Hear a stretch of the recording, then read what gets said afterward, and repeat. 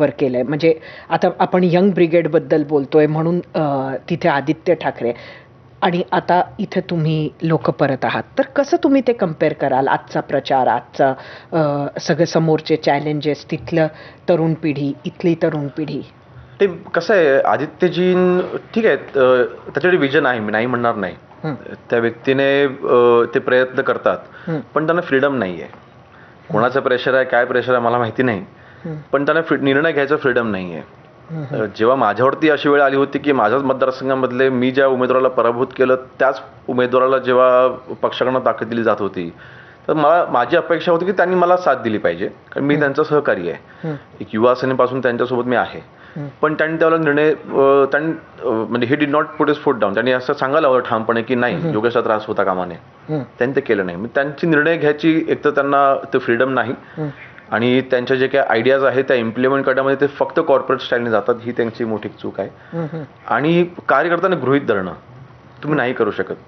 तुम्ही राजकारणामध्ये असताना, आज 30 वर्षापूर्वी परिस्थिती वेगळी होती. तुम्ही फक्त वंदनीय बाळासाहेबांचे नातू आहात म्हणून तुम्हाला तीच फॅन फॉलोइंग तुम्हालाही मिळेल हे तुम्ही गृहीत धरू शकत नाही. तुमची अटॅचमेंट पाहिजे. एक अजून सतत जी चर्चेचा भाग आहे या निवडणुकीमध्ये खास निलेशजी, तो हा आहे की मराठीचा मुद्दा आणि मराठी विरुद्ध अमराठी हा एक मुद्दा आहे. आणि त्यात जो विरोधी पक्ष आहे, खास उद्धवजी आणि राजसाहेब यांचं सातत्यानं म्हणणं हे आहे की मुंबईला वेगळं केल्या जाईल, मुंबईला गुजरातमध्ये नेल्या जाईल, आणि मराठी विरुद्ध अमराठी, आणि त्यातच मुंबई कशी तोडली जाईल, म्हणजे सोन्याची कोंबडी आहे, कापल्या जाईल वगैरे, अशा पद्धतीची बरीच वक्तव्य आहे, आणि त्याच्यावरच प्रचार मुंबईतला आधारित आहे. कसं आहे मॅडम, बघा, मी अनेक वर्षांपासून ठाकरेंची वर्किंग स्टाईल बघतोय. त्यांची कॅसेट अडकली आहे. ते बुद्धिमत्तेमध्ये कुठेही पुढे जात नाहीये, मधोमध अडकलेत. ते जुनी कॅसेट असायची बघा, ते मध्ये ते काय ते अडकायचं तर ते गाणंच बंद व्हायचं. त्यांचं ते अडकलंय. एकतर वाचन नाही, मुंबईबद्दलचं विजन नाही. बघा, डेव्हलपमेंटसाठी पण तुम्हाला एक विजन लागतं. आपण परदेशात जातो, लंडनला जातो, स्वित्झर्लंडला जातो, मॅनहॅटनला जातो, काय बघतो आपण तिकडे? चर्चा कुठली आहे? ही चर्चा आहे का? अच्छा, कोण मुंबईला तोडू शकतं? कोणाची हिंमत आहे? तुमच्या सोयीच्या राजकारणासाठी तुम्ही हे बोलू नका. तुम्हाला लंडनला जाताना गुजराती चालतात, तुम्ही माहिती काढा. ढक्कर असतो की नाही? मित्र सगळे गुजराती. अच्छा, तो साऊंड अँड शॅकवाला तो कोण आहे, गुजराती आहे, तो साहेबांच्या घराकडेच असतो. उद्धवजींचे सगळे मित्र काढा. लंडनला बिलं भरायला तुम्हाला गुजराती मारवाडी चालतो, आणि जेव्हा विषय येतो मुंबईचा तेव्हा तुम्हाला गुजराती मारवाडी नको. तुमचे मातोश्री 1-2 झाले, कृष्णकुंज झाले, चला ठीक आहे, तुम्हाला ते तेवढं तुमचं डेव्हलपमेंट झालं, तेवढं तुम्ही स्वतःला पुढे नेलं. तसं मराठी माणसाला पण पुढे न्यायला पाहिजे होतं ना. मराठी माणूस गेला, फेकला गेला कुठल्या कुठे, आणि हे पुढे गेले. हा जो दुटप्पीपणा आहे ना, हा आता लोकांना, मराठी माणसाला कळलेला आहे. जेव्हा तुमची सोय होत नाही तेव्हा तुम्हाला मराठी माणूस आठवतो, तेव्हा तुम्हाला छत्रपती शिवाजी महाराज आठवणार, तेव्हा तुम्हाला हिंदुत्व आठवणार. पण जिथे मराठी माणसाचं नुकसान झालेलं आहे ते दुरुस्त तुम्ही नाही करणार. तुम्ही अजेंडा म्हणून त्यांना वापरणार. जेव्हा मराठी माणूस कामाला येतो ना, तेव्हा खरं तुमची माणुसकी दिसायला पाहिजे होती. तेव्हा आज मला सांगा, नगरविकास खातं आमच्याकडे, म्हणजे आमच्या सरकारमध्ये सन्मान्य शिंदे साहेबांकडे, मुख्यमंत्री सन्मान्य फडणवीस साहेब. हे जे कोस्टल रोड करतात ना मॅडम, कोस्टल रोड जेव्हा भूमिपूजन केलं उद्धव साहेब ठाकरेंनी, पण मुख्यमंत्री होते सन्मान्य फडणवीस साहेब. त्यांच्या मनाचा मोठेपणा आहे की नाही उद्धवजींना भूमिपूजन करू द्या. त्यांनी ते चोरून तिकडे ते हे केलं. बघा, ते शासकीय असतो तो कार्यक्रम. उद्धवजी कुठल्याही प्रशासकीय पदावर नव्हते किंवा शासकीय पदावर नव्हते, तरी मनाचा मोठेपणा फडणवीस साहेबांनी दाखवला की करू दे, मी दुसरा नाही करणार. आणि आज सांगतात कोस्टल रोड आमचा आहे. एक अजून मुद्दा म्हणजे मुंबईच्या अनुषंगानं सतत खान वर्सेस बांड सुरू आहे, पण तिथे शिवसेनेनं परळीमध्ये MIM बरोबर गट स्थापन केलेला आहे. नक्की काय आहे? म्हणजे हे जे सगळं राजकारण आहे योगेशजी, हे कसं आहे? म्हणजे मुंबईत ते सोयीचं आहे, खान वर्सेस बाण म्हणून आपण तो अजेंडा घ्यायचा, परळीमध्ये सत्ता येऊ शकते म्हणून MIM बरोबर जायचं, काय आहे पॉलिसी? मला वाटतं परळी हे एकच उदाहरण घेऊन चालणार नाही. आज बघा, शेवटी मुस्लिमांच्या बाबतीमध्ये जर का एक भूमिका आपण जर का पाहिली, आता आम्ही कोकणाचं उदाहरण घेतो. माझ्याकडे खेडची निवडणूक झाली, 6 नगरसेवक मुस्लिम आहेत जे धनुष्यबाणावरती निवडून आलेले आहेत. आता 92चा एक वॉर्ड आहे सलीम शेख म्हणून, ज्यांच्यावरती परवा हल्ला झाला.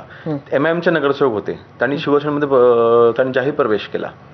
बघा, आमची भूमिका स्पष्ट आहे. जे देशद्रोही आहेत आम्ही त्यांच्या विरोधामध्ये आहोत. म्हणजे पर से MIM ला तुमचा विरोध नाही? नाही, MIM ला त्यांच्या विचारसरणीला 100% आमचा विरोध आहे. त्यांची विचारसरणी आमच्याशी जुळू शकत नाही. ते ज्या पद्धतीने कट्टर वागतात त्या भूमिकेशी आम्ही कधीच सहमत होऊ शकत नाही. MIM आणि शिवसेना कधी एकत्र पण मग तरी परळीत तुम्ही एकत्र आहात. मी तुम्हाला एक सांगतो योगेशजी, 1 मिनिट फक्त तुम्हाला थांबवतो. आज सकाळी ह्याच विषयावर पत्रकार परिषद झाली. म्हणजे एक मुद्दा त्याच्यात हाही होता. मी तिथे स्पष्टपणे सांगितलं, कुठलाही गट स्थापन झालेला अजून नाही. कोणीतरी एक टूंग काढली की हे समर्थन देतात. आमचे तिकडे 2 आहेत, राष्ट्रवादीचे 16 आहेत आणि मग वगैरे वगैरे असं सगळं आहे. अजून गट जर स्थापन झाला असेल आणि त्यांनी स्थानिक पातळीवर जर तिकडे पाठिंबा दिला असेल, काही गडबड स्थानिक पातळीवर पण होते. जर स्थानिक पातळीवर झाला असेल, MIM ला जर तुम्ही त्या गटात घेतला असेल तर तो गट रजिस्टर होतो कलेक्टरकडे. जर तो गट स्थापन झाला नसेल तर विषयच येत नाही पाठिंब्याचा. जर गट स्थापन झाला असेल तर 100% स्थानिक तिकडच्या नेत्यांना सांगण्यात येईल की त्या गटातून तुम्ही बाहेर यायचं. आज खरं तर ज्या पद्धतीनं मुंबई असो इतर ठिकाणी असो जो प्रचार होतोय, त्यामध्ये मुंबईत तुम्ही भाजपबरोबर एक आहात, पण इतर ठिकाणी ही युती होऊ शकलेली नाही, तर त्याचा काही परिणाम होताना दिसतोय का?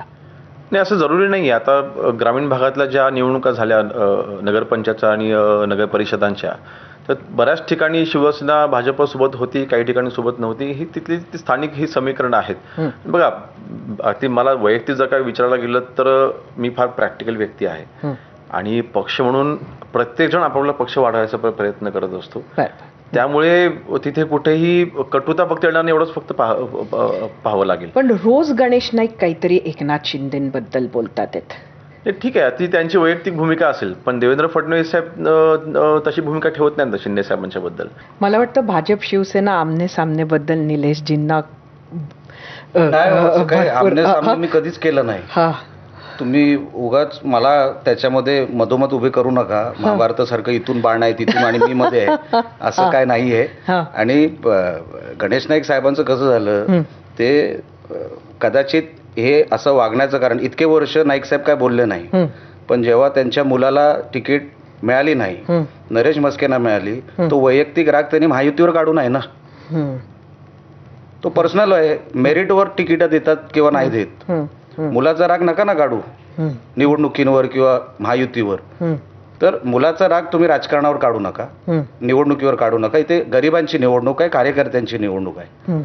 तुम्ही नको तो राग नको तिकडे काढाल आणि आमच्या नेत्यांना टार्गेट कराल, मग एका मर्यादेनंतर मग आम्हाला पण काहीतरी बोलावं लागेल. आम्ही नाईक साहेबांचा आदर करतो अतिशय. मी भेटल्यावर मी पाया पण पडतो त्यांच्या.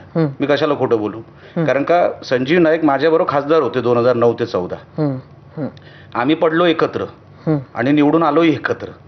म्हणून माझे चांगले मित्र आहेत, माझ्या भावासारखे आहेत ते. नाईक साहेबांबद्दल नितांत आदर आहे.